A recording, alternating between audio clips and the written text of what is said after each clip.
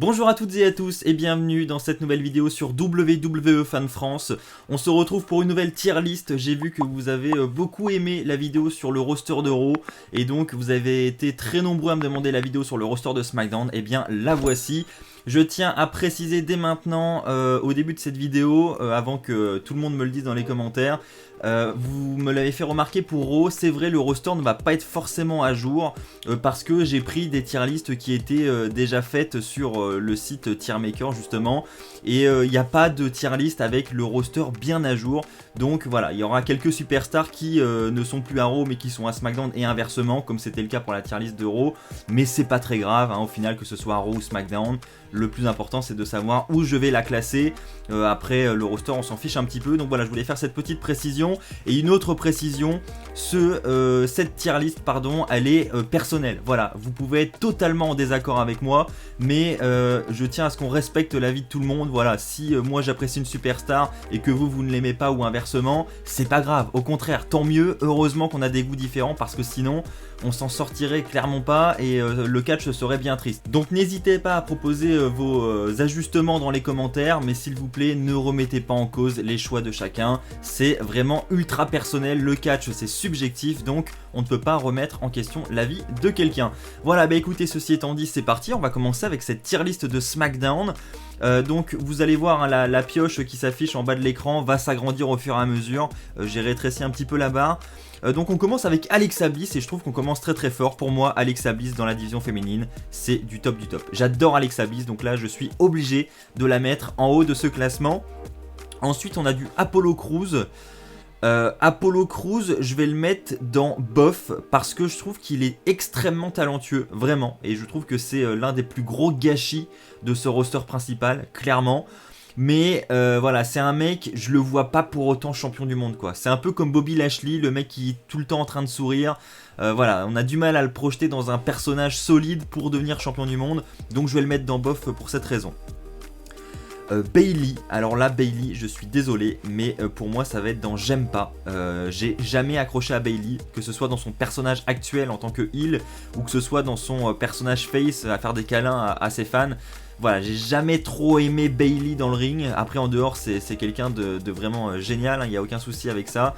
Mais dans le ring voilà, pour moi c'est j'aime pas. Biggie, je vais le mettre dans top. Voilà, Biggie me fait marrer, je l'adore. Voilà, dans le ring en plus il est pas mauvais, loin de là. Au vu de son gabarit, il nous propose des sauts parfois à l'extérieur incroyables. Franchement, j'adore. Biggie, il est là. Le Big Show c'est très difficile pour moi. D'un côté, les matchs du Big Show, franchement, c'est franchement pas ouf. Franchement, bon, vous m'avez compris. C'est pas ouf. Mais d'un autre côté, bon, le Big Show il est là depuis très longtemps, il a marqué l'histoire, et moi à chaque fois que je le vois le Big Show, je vais être honnête avec vous, ça me fait plaisir. Voilà, je suis content de le voir à chaque fois, donc là je suis vraiment partagé. Je suis vraiment partagé pour le Big Show, je vais quand même mettre dans j'aime pas. Mais voilà, j'aime bien le Big Show, franchement dès que je le vois il me donne le sourire et ça c'est cool. Bo Dallas, honnêtement Bo Dallas, voilà, j'aime vraiment pas, aucune attirance envers Bo Dallas. Braun Strowman, je vais le mettre dans... j'hésite entre top et bof. On va le mettre dans top. Allez, j'aime bien Braun Strowman. Je trouve qu'il va nous apporter quelque chose de nouveau en tant que champion du monde. Je trouve qu'il le mérite hein, ce titre, hein, je l'ai dit à de nombreuses reprises déjà. Il mérite ce titre de champion universel. Et puis pareil, au vu de son gabarit, franchement, c'est un catcheur qui assume surprendre. Et voilà, je le trouve vraiment bon. Et bon, voilà, c'est pas le top du top, mais c'est pas mauvais non plus, je trouve. Carmella, j'aime pas. Voilà, Carmella, j'ai jamais aimé Carmella dans le ring. Je trouve que voilà, elle fait rien d'exceptionnel. Et son règne de championne du monde, franchement, pour moi, il est à oublier. J'ai vraiment pas aimé. Cesaro, je vais le mettre dans top. Voilà, c'est un très très bon catcheur qui malheureusement est très très mal utilisé. Mais il est très très bon et je pense que lui, il aurait potentiellement ce qu'il faut pour être champion du monde. Je suis sûr qu'il serait capable de nous surprendre. Mais malheureusement, je pense que ça n'arrivera jamais. Curtis Axel, je vais le mettre dans j'aime pas. Voilà, contrairement à Bo Dallas, j'ai une petite préférence pour Curtis Axel. parce que moi j'étais persuadé quand il est devenu champion intercontinental, c'était en 2013 si je me trompe pas, j'étais persuadé qu'il allait pouvoir nous apporter quelque chose de nouveau, qu'il allait pouvoir vraiment gravir les échelons petit à petit et vraiment nous surprendre, et au final bah, ça a été un gros flop, et je trouve que c'est dommage hein, parce qu'il fait partie d'une grande famille de catcheurs et je suis persuadé qu'il y avait moyen d'en faire quelque chose. Malheureusement c'est pas le cas. Dana Brooke, j'aime vraiment pas. Désolé, mais j'ai jamais aimé Dana Brooke et voilà, la voir championne, ça m'attire vraiment pas et j'ai pas envie d'en voir plus de Dana Brooke. Donc voilà, pour Dana Brooke. Daniel Bryan, je vais le mettre dans top. Ouais, top ou top du top. J'hésite. Ouais, je vais le mettre dans top du top quand même. Daniel Bryan, c'est un gros élément quand même hein, du roster. Je l'aime bien. Je l'aime bien, Daniel Bryan. Honnêtement, je le préfère en tant que face qu'en tant que heel, personnellement. Mais c'est vraiment un choix personnel. Hein. Après, vous pouvez totalement penser l'inverse. Donc, top du top pour Daniel Bryan. Ensuite, c'est qui ça c'est Dash Wilder, ça Dash, bah, les revivals, hein, de manière générale, ça va être du top. Moi, je les trouve excellents. Alors, est-ce que je vais trouver son compère? Hop. Ils sont là. Voilà, moi je les adore. Voilà, Scott Dawson, Dash Wilder, les Revival. À chaque fois, on a eu des petites altercations avec eux, avec Aurélien, de nombreuses reprises hein, d'ailleurs. On a eu des altercations à New York, à SummerSlam également, dans Raw ou SmackDown, je sais plus, à Paris et à Lille. Voilà, à chaque fois, ils viennent nous voir, soit ils arrachent notre pancarte, soit ils viennent nous provoquer. Voilà, j'ai d'ailleurs des extraits hein, qui sont disponibles dans les différents vlogs sur la chaîne, et à chaque fois on a passé un très bon moment avec eux. C'est toujours un plaisir de les siffler quoi, quand on voit leur réaction et comment ils tiennent bien leur personnage. Bon, Dolph Ziggler, là je vous vois venir hein, dans les commentaires, pas la peine de s'acharner sur moi. Dolph Ziggler c'est mon catcheur préféré, donc je suis obligé de le mettre dans top du top. Moi j'adore Dolph Ziggler, je le considère comme l'un des plus grands vendeurs dans le ring de l'histoire, donc clairement j'adore ce catcheur et je peux pas faire autrement. Maverick, on va le mettre dans top parce que c'est quelqu'un qui, comme je l'ai dit dans ma vidéo des différents renvois là, a su vraiment nous divertir pour le titre 24/7. Ça se voit qu'il adore ce qu'il fait, il le fait extrêmement bien, même du côté de la division Cruiserweight. Franchement, non, j'adore Maverick. Drew Gulak, là ça va être difficile. Ça va être du j'aime pas pour Drew Gulak, voilà, j'ai jamais trop accroché à ce catcheur et à ce personnage, voilà, pas plus d'arguments que ça, c'est vraiment un choix, encore une fois, personnel. Elias, je vais le mettre dans bof, voilà, Elias, il me divertit à chaque fois, honnêtement. Mais c'est pas non plus un mec que je vois champion du monde quoi. Voilà, ça va s'arrêter là, donc ça va être ses moyens on va dire, je vais le mettre au même niveau que Apollo Crews. On a ensuite Humber Moon, pareil, je vais la mettre dans... Oh, j'hésite. Non, on va peut-être la mettre là quand même, dans top. J'aime bien Humber Moon. Voilà, on va dire que j'aime bien Humber Moon. Je trouve qu'elle est vraiment très bonne dans le ring. Et pareil, je pense que c'est un talent qui est un petit peu gâché. Et je pense qu'on aurait pu en faire beaucoup mieux de Humber Moon. Ensuite, alors là, les frères Collins, ça va être du j'aime vraiment pas. Je suis désolé, mais voilà, on a eu des... On a eu avec Aurélien des rencontres qui sont absolument pas mémorables avec ces deux catcheurs. Voilà, on a l'impression que, enfin, à chaque fois qu'on les a rencontrés, ils nous donnaient l'impression qu'ils aimaient pas ce qu'ils faisaient. Et puis même dans le ring, en dehors de ça, moi j'ai jamais été trop proche des frères Collins. Voilà, perso qu'ils soient là ou pas, d'ailleurs on les voit même plus. Donc moi ça m'est totalement égal et je suis absolument pas fan de ces deux gars. Alors là, on va parler Lucha House Party. Franchement, pour moi, la Lucha House Party, ça se vaut entre j'aime pas, j'aime vraiment pas. Je suis persuadé que en solo, dans une division Cruiserweight, ils sont capables de faire de bonnes choses. Mais là, l'utilisation Lucha House Party, les jobbers qu'ils sont, franchement, c'est pas intéressant. Donc, je vais mettre ça dans... J'aime vraiment pas, voilà, je suis désolé. Hop, je vais mettre les trois tout de suite. pour moi, ça va là. Heath Slater, pour moi, c'est la grosse déception. L'une des grosses déceptions de ces renvois, et puis même de manière générale. Voilà, Heath Slater, je suis persuadé qu'il y avait moyen d'en faire quelque chose. Il avait ce qu'il fallait, alors peut-être pas pour devenir champion du monde, mais voilà, il y avait moyen d'en faire mieux que ce qu'ils ont fait jusqu'ici avec lui. Je vais le mettre dans bof quand même, hein. Je vais pas dire que je l'adore, mais pour moi, au même titre que Apollo Crews, il y avait moyen d'en faire quelque chose et ils n'ont rien fait. Jeff Hardy, toute mon enfance, top du top. Voilà, même si aujourd'hui c'est pas le Jeff Hardy qu'on avait il y a quelques années, pour moi il n'en reste pas moins spectaculaire, il a encore su nous surprendre hein, depuis son dernier run là. Voilà, je retiens notamment son retour à WrestleMania 33, il y a également le Hell in a Cell match avec Orton où il a su prendre des risques, franchement c'est le même Jeff Hardy qu'avant. Bon, un peu moins bien peut-être, je vous l'accorde parce qu'il vieillit mine de rien, mais... Pour moi, ça reste l'une des légendes encore présentes dans le roster principal et voilà, il mérite cette place. Baron Corbin, alors là c'est assez dur pour Corbin parce que d'un côté il m'insupporte, je l'aime vraiment pas, mais c'est son personnage en fait, donc en fait il le joue super bien, donc d'un côté voilà je l'aime pas, mais de l'autre je me dis il est quand même très très bon dans ce qu'il fait. Alors je suis partagé et pour ces raisons je vais le mettre dans bof. Voilà, je vais pas le mettre dans top parce que voilà, personnellement je l'aime pas, mais ça veut justement dire qu'il joue parfaitement bien son rôle. Ensuite on a Kofi Kingston. Kofi Kingston pour moi ça va être du top du top. Voilà, j'adore Kofi Kingston. Voilà, son règne de champion du monde n'a peut-être pas été l'un des plus mémorables. Alors sa victoire l'a été évidemment après le règne qui a suivi. Bon, moi je trouve pas que c'est l'un des meilleurs de l'histoire, loin de là, mais c'était historique et Kofi Kingston il est là depuis 2008 si je me trompe pas, il a fait ses débuts à Night of Champions dans ce qu'on appelle le roster principal, avant il était à la ECW il me semble, et depuis 2008, bah voilà, il a su nous divertir, il a toujours été présent, c'est une star du mid-card, une star de la division par équipe maintenant avec le New Day, franchement top du top pour Kofi Kingston en ce qui me concerne. Lacey Evans,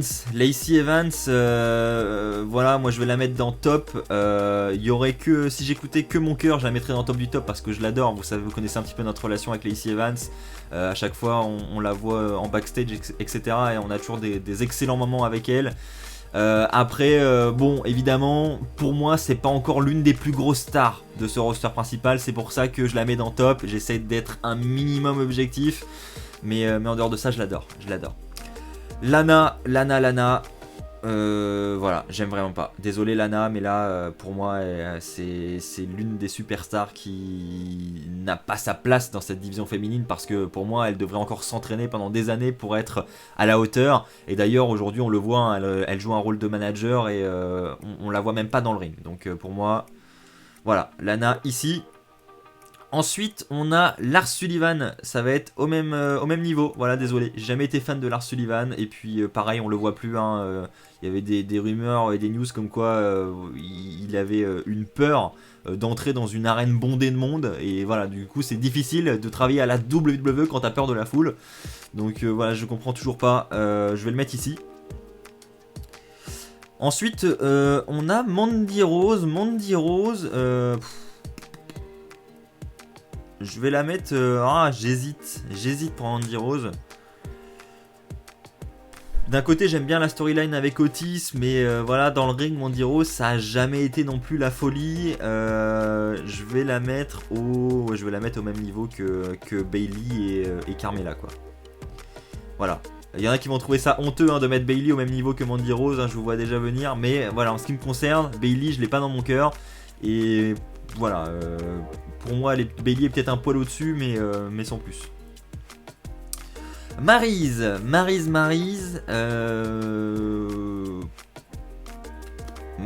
Je vais mettre j'aime pas parce que mine de rien, je vais pas la mettre dans j'aime vraiment pas parce que pour moi elle a marqué quand même cette période où il y avait le titre des divas là, entre 2008 et 2010 on va dire hein, cette période là avec Maryse m'a marqué. C'était voilà, je trouvais qu'elle avait de bons règnes et qu'elle se démarquait un petit peu, Maryse mine de rien. Après depuis son retour elle a surtout joué un rôle de manager auprès du Miz et puis sans plus, mais voilà, du coup je la mets ici. Matt Hardy, ça va être du top. Voilà, je vais pas le mettre au même niveau que Jeff Hardy parce que j'ai toujours eu une petite préférence, un peu comme tout le monde je pense, envers Jeff Hardy par rapport à Matt. Mais pour moi ça reste l'une des légendes et l'un des meilleurs catcheurs aussi de cette dernière décennie. Voilà, c'est une légende, hein, Matt Hardy maintenant. Mickie James. Alors Mickie James. Ah, j'hésite, Mickie James. On va y revenir après sur Mickie James. Mustafa Ali, je vais mettre ça dans bof. Voilà, Mustafa Ali, moi j'ai. D'un côté, je le trouve bon, mais voilà, pareil, le niveau personnage, ça m'a jamais attiré. J'ai jamais été un grand ouf derrière Mustafa Ali, donc je vais le mettre dans bof. Nikki Cross, ça va être dans. J'hésite entre bof et j'aime pas. Nikki Cross. On va mettre ça dans bof. Bof pour Nikki Cross, voilà, je l'aimais bien dans Sanity, voilà, son personnage de folle comme ça, franchement c'est assez cool, j'aime bien. Là son association avec Alexa Bliss, ça va aussi, hein, les meilleurs amis, Alexa Bliss et Nikki Cross, ça passe. Mais après, dans le ring, hein, quand on enlève le personnage et ce côté un petit peu foufou, sans plus quoi. Donc je vais la mettre dans bof. Otis, bon, on va pas se mentir, Otis, je vais le mettre dans bof aussi. J'adore Otis, j'adore ce qu'ils font avec lui et Mandy Rose, franchement, je trouve ça vraiment drôle. Mais de là à dire que c'est un top ou un top du top du roster de SmackDown, bon, peut-être pas quand même. Robert Roode, alors je suis désolé, hein, si on parle de Robert Roode, pour moi ça passe pas. J'aime pas du tout cette moustache, ce look, et puis ce booking également, hein, pour moi c'est. Franchement, cette association Dolph Ziggler, Robert Roode, vous pouvez pas savoir à quel point elle m'énerve. Pardon. J'ai vraiment hâte de passer à autre chose et j'ai envie que Dolph Ziggler reparte sur du solo là et qu'on arrête avec Robert Roode. Donc pour moi, j'aime vraiment pas. Roman Reigns, je vais le mettre dans. Oh, là aussi c'est dur sur Roman Reigns. On va y revenir après aussi sur Roman Reigns. Tiens, je vois Nakamura là. Alors là, Nakamura, désolé, mais là, pareil, hein, c'est un choix vraiment personnel. J'aime vraiment pas. Voilà, c'est Nakamura, j'ai jamais été fan. À chaque fois qu'on lui donne le titre, alors c'est pas la personne, hein, c'est pas Nakamura, c'est vraiment son booking et le personnage de Nakamura. Déjà dans le ring, moi je suis pas fan de son catch, en tout cas à la WWE, hein, je sais qu'en dehors de la WWE il a fait de grandes choses, etc. Mais en tout cas en ce qui concerne le ressort de SmackDown, pour moi à chaque fois ses règnes sont à oublier, il se passe rien, l'association avec Sami Zayn, etc. Et Cesaro, j'aime pas. Bref, toute sa carrière depuis qu'il est dans le ressort principal, moi j'accroche pas, désolé, donc j'aime vraiment pas du tout. Sami Zayn, ça va être du bof. Voilà, Sami Zayn, j'aime bien, j'ai beaucoup aimé. Alors là, si je parlais de la NXT, j'aurais mis Sami Zayn dans du top, voire peut-être même du top. Mais là, en ce qui concerne SmackDown, franchement, non, ça s'arrête là, c'est du bof. Sasha Banks, pour moi, c'est pareil. Je vais la mettre dans top du top. Désolé pour ceux qui ne l'apprécient pas, mais Sasha Banks, pour moi, c'est l'un des visages également de cette division.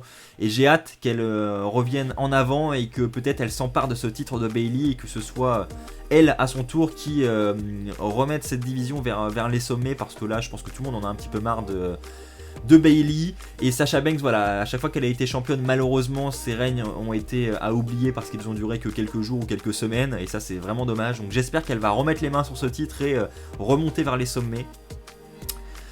Ensuite on a du Bray Wyatt The Fiend là, désolé, je sais même pas pourquoi je dis désolé, mais pour moi c'est du top direct. Bray Wyatt, j'adore ses personnages, pour moi c'est un mec qui a une créativité de fou et il mérite clairement cette place. Au même titre que le Miz, j'adore le Miz, top du top direct. J'ai toujours adoré le Miz et pour moi c'est vraiment le sommet de SmackDown. Il n'a pas été champion du monde depuis cette année 2011 où il a remporté le titre. Mais c'est clairement dommage. Voilà, pour moi il aurait sa place de main eventer aujourd'hui et j'espère qu'il l'aura d'ici la fin de sa carrière. Encore une fois. Bon, ça se vide un petit peu là les amis, hein. On se retrouve avec 3, 6, 8 catcheurs et là il va falloir faire des choix. Alors, qui est-ce que je pourrais mettre dans j'aime pas ici, dans j'aime pas ouais, Tucker, hein, franchement, je suis vraiment pas un ouf de Tucker.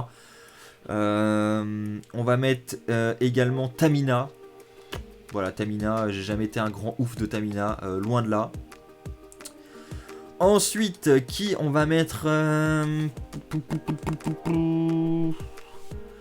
Roman Reigns, je vais le mettre dans top, voilà, parce que je pense que c'est l'une des top stars quand même de cette division de SmackDown.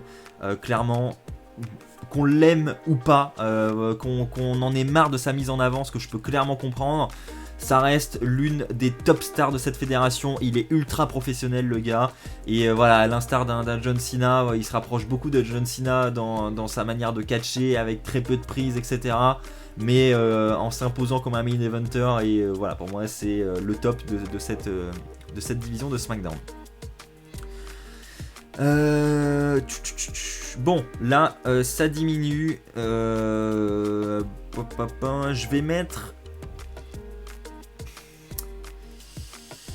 Je vais mettre du... dans j'aime pas. Ah, c'est dur.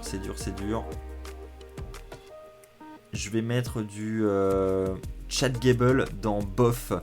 Je trouve que c'est quelqu'un qui est très talentueux, vraiment. Mais alors vraiment. Mais malheureusement, pareil, son utilisation, elle laisse vraiment à désirer, et c'est dommage. Pour moi, il y a clairement moyen d'en faire un très bon mid-carder. Pareil, hein, c'est un mec qui, au vu de sa taille, au vu de son gabarit, bon après, je dis ça alors que Rey Mysterio a déjà été champion du monde par exemple, mais c'est vrai qu'on a du mal à se projeter avec Gable en tant que champion du monde. Sonya Deville, je vais la mettre dans j'aime pas. Voilà. Franchement, je suis partagé entre bof et j'aime pas, un peu comme Mandy Rose. Je vais la mettre au même stade que Mandy Rose parce que pour moi c'est vraiment égalité entre les deux. Il nous en reste 3, donc Xavier Woods, Mickie James et Sheamus. Mickie James, je vais la mettre dans top, voilà, parce que perso, ça a toujours été ma superstar féminine préférée depuis que je regarde le catch. Alors peut-être moins aujourd'hui parce qu'on la voit plus, mais en tout cas, à l'époque, en 2007, sa rivalité avec 2006 plutôt, sa rivalité avec Trish Stratus, pour moi elle est mémorable. J'ai adoré cette catcheuse depuis ses débuts. Et pour moi, c'est l'une des meilleures superstars féminines de ces années 2006, 2007, 2008. Donc voilà, je vais la mettre dans top pour ces raisons. Et voilà, j'ai toujours adoré cette catcheuse, je la porte dans mon cœur. Mais c'est vrai qu'aujourd'hui, si on était objectif, voilà, là, elle fait rien. Donc malheureusement, elle serait beaucoup plus vers le bas de ce classement. Mais là, je rappelle, hein, on parle de mes goûts personnels, de mon attirance envers les superstars, ceux que j'aime, ceux que je n'aime pas. Donc d'un point de vue personnel, j'adore Mickie James. Il en reste deux, Sheamus et Xavier Woods. Alors Xavier Woods, je vais le mettre dans bof. Honnêtement, entre les trois membres du New Day, c'est peut-être celui que j'aime le moins. Mais il en reste pas moins bon, hein. C'est pour ça que je le mets dans bof. Il est vraiment au milieu, quoi, sans plus pour Xavier Woods. Et Sheamus, ça va être pareil. Voilà, Sheamus, je vais le mettre dans bof. Sheamus, c'est le catcheur qui a su s'imposer, qui a clairement ce qu'il faut pour être main eventer. Mais voilà, son dernier run en 2015, perso, j'ai vraiment, mais alors vraiment pas aimé. Je sais pas ce que vous en avez pensé, mais moi, perso, c'était vraiment pas mon truc. Donc c'est pour ça que je le mets ici. Voilà, depuis qu'il est... je veux dire, ce qui est mémorable de Sheamus, c'est vraiment sa période 2009, 2010. Voilà, ces années-là. Mais alors cette fin de carrière-là, pour moi, j'en retiens pas grand-chose. Et c'est pour ça que je le mets dans bof. Mais ça en reste pas moins un bon catcheur. Donc voilà. Voilà, écoutez les amis, pour ce classement de SmackDown, j'espère qu'il vous aura plu. Si c'est le cas, comme d'habitude, hein, n'hésitez pas à lâcher un pouce bleu. On se retrouve très bientôt pour une nouvelle tier list. N'hésitez pas à me proposer vos idées de tier list dans les commentaires. J'en ai quelques-unes en tête, hein. Je pense que je vais en faire une notamment sur les légendes de la WWE. Je pense que ça peut être vraiment très cool. Je rappelle, hein, évidemment que ce classement est purement subjectif et il regarde que mes goûts catchesques. Donc vous pouvez avoir un classement totalement différent du mien. Mais je vous demande de respecter mon classement et mon avis. N'hésitez pas à proposer vos ajustements dans les commentaires, ça par contre c'est bien sûr possible, on est là pour discuter tous ensemble dans la bonne humeur, donc je compte sur vous pour proposer vos classements et tout dans la bonne humeur, dans l'espace commentaire. Merci à tous d'avoir regardé cette vidéo, on se retrouve très vite, d'ici là portez-vous bien, et puis comme d'habitude n'oubliez pas, soyez toujours très fiers d'être fan de catch. Allez, bye tout le monde.